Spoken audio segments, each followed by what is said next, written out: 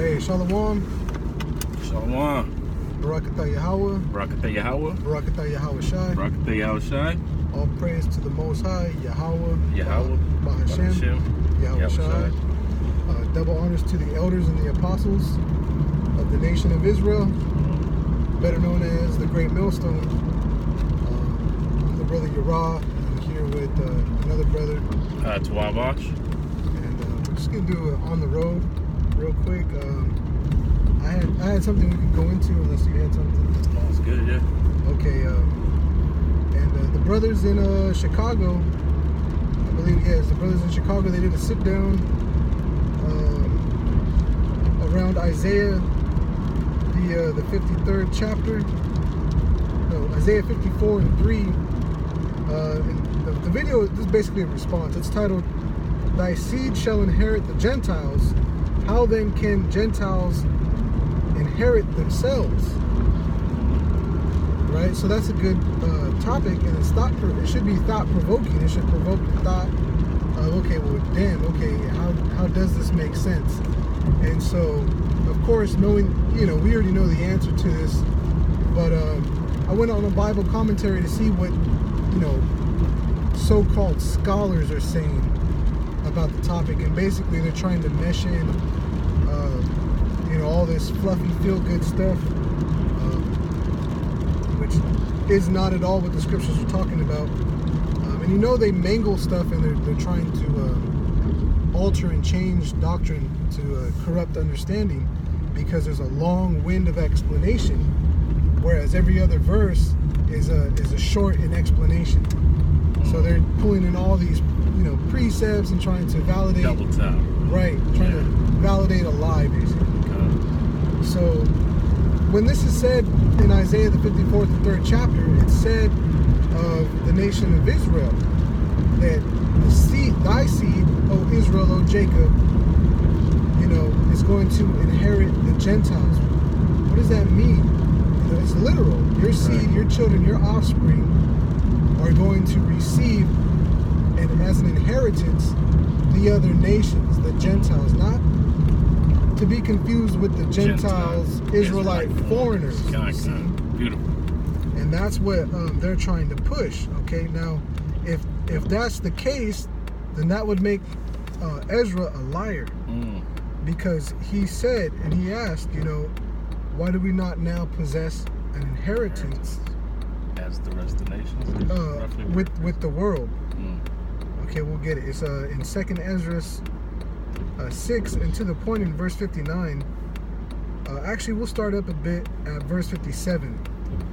Okay, and I'm gonna swap some words to help understand, but it's completely in the context. All right, 2nd Ezra 6 and 57. And now, O Lord, behold, these heathen, or Gentiles, okay, these heathen, which have ever been reputed as nothing, have begun to be lords over us and to devour us.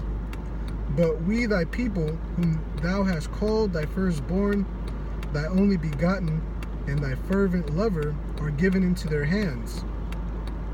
If the world now be made for our sakes, why do we not possess an inheritance with the world?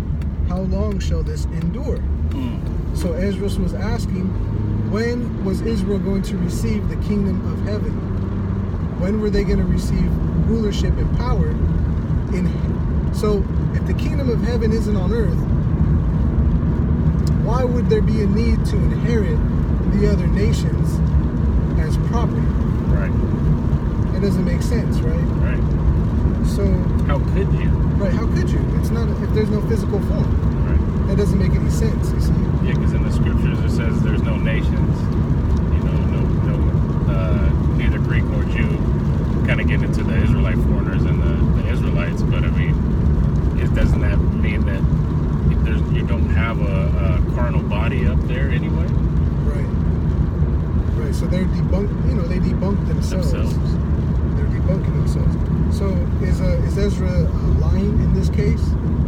No, because this would also mean that the Lord Yahweh Shai was lying too when he said that you are going to receive an inheritance with me. heirs. Being a joint heir. According to the promise. According to the promise. This all goes back to Genesis. In the beginning, it was all set up and made manifestation. In the beginning was the Word, and that Word was made flesh. The beginning in Genesis was Yahweh Shai in spirit. And then he came in the flesh, and he's going to return again in the flesh. And he's going to be present with us forevermore. So, when it says in Isaiah 54:3 that thy seed shall inherit the Gentiles, it's talking about the heathen. Thy seed shall inherit the heathen, the other nations, as promised. Okay? Now, they try to like fluff it up and say, that, you know, it's so much to read, but it's basically on the Bible study tools. I think it's a Matthew Henry, King James Version commentary. Okay, but it's got a lot of a,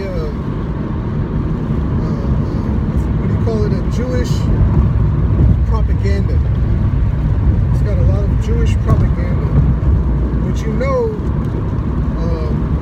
if they were the right people, there'd be no need for them to force certain laws that they're putting into play where you cannot criticize them anymore. Right. Because within this definition itself, it goes against what they're doing in the laws of man, which shows that they're not the real Jews. Right. That little Holocaust was not a captivity. Right.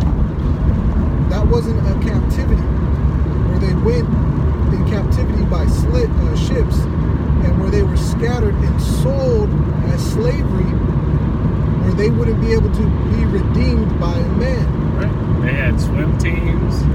They had extracurricular activities. They could play instruments.